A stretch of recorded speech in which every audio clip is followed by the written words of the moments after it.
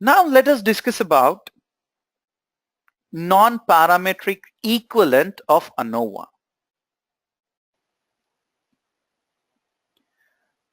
So now let us test the non-parametric equivalent to ANOVA. When the data are not normal, or if the data points are very few to figure out if the data are normal, and if you have more than two populations that you're comparing, we can use Moore's median or Kruskal-Wallis. Now the statement that is mentioned here is as simple as looking at this particular flow chart. If you're comparing more than two populations and if the data are not normal, you proceed with Moore's median test. Or you can also apply another test which is called as Kruskal-Wallis.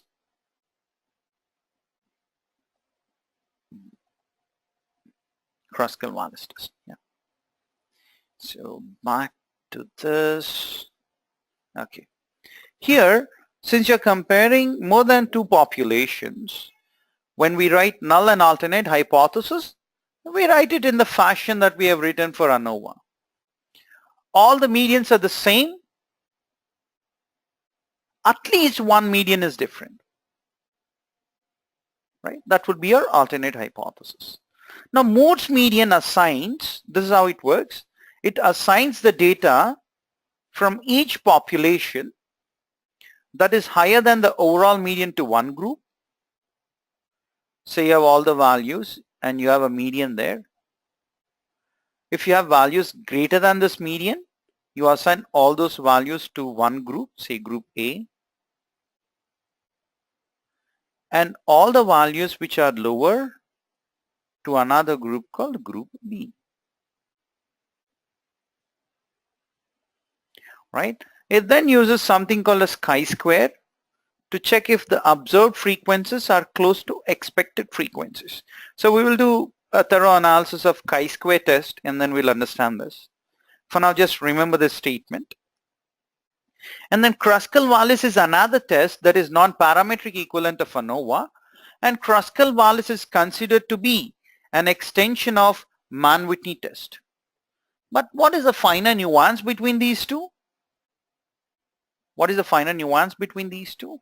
Your Moore's median handles the outliers very well.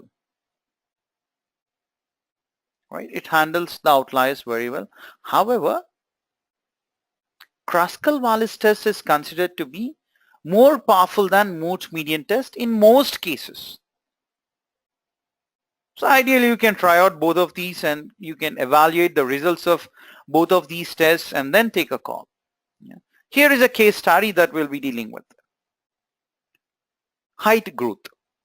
Now the growth is measured for three different treatments. I'll show you the case study. We need to compare the effect of the three treatments on growth. So what is the first step? Even before you proceed further, you can test whether data are normally distributed or not. Right? If they are not normally distributed, you proceed with this step. No. If they are, then you test for variance and then you proceed with ANOVA or ANOM. For now, assume that data are not normal and let us proceed further. So let me open this particular data set on Minitab. So here we have three treatments and the growth, right? And we need to perform Moore's median test. First we will do Moore's median and we will also do Kruskal-Wallis and then we will see what's the difference between these two. Or are these two tests going to provide you the same result? Let's see. So go to Stat, Non-Parametrics, and there we go. We have Moore's median test. Response variable is the output variable. Output variable of interest is growth and treatment is factor. You just click on OK. You get the output there. And here you see the p-value. And you see chi-square. Chi-square is used to calculate. So we'll discuss about chi-square in the next tutorial. But for now it's 0.004.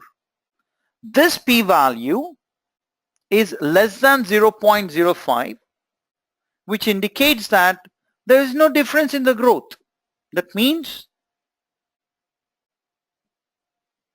p low, null go.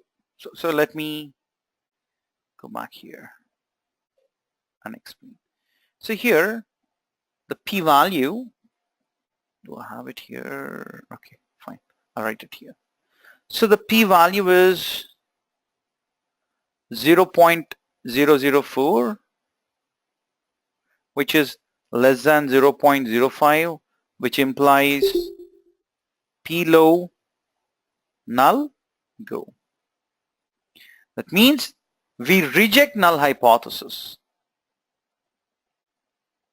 And what does null hypothesis say? Let me take you here. We have written it here if you see.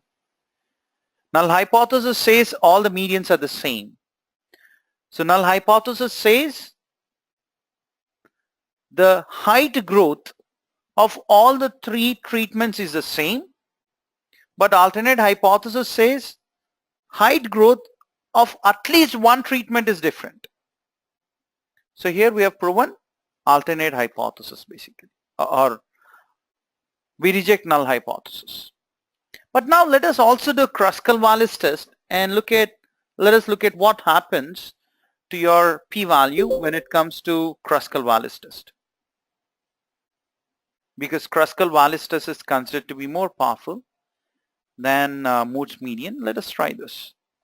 So we need to go to stat, non-parametric, and you have Kruskal-Wallis. Growth is the response variable, treatment is the factor. I click on OK. Here you look at this p-value here. It is 0.013. So 0.013. So p-value is 0.013. This is also less than 0.05, which implies p low, null go, and we are going to once again reject the null hypothesis, right? And then we have a situation here. So I'll write down null and alternate hypothesis here. For both of these, null hypothesis says median of height growth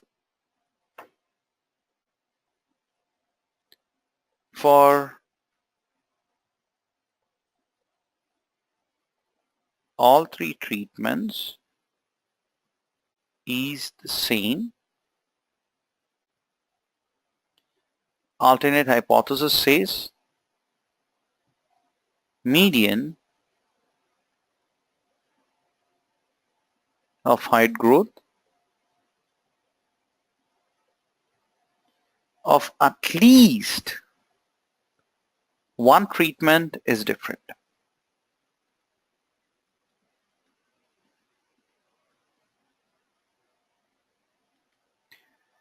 And in both of these scenarios, p-value was less than 0.05, which implies p low, null go, and we reject null hypothesis. That means median height growth of at least one treatment is different. But how are they different? Which treatment is better? There are three treatments, 1, 2, and 3. Which one is much better? We need to ask this question and answer this to close the loop, right? And this is something that we are going to do in the next tutorial.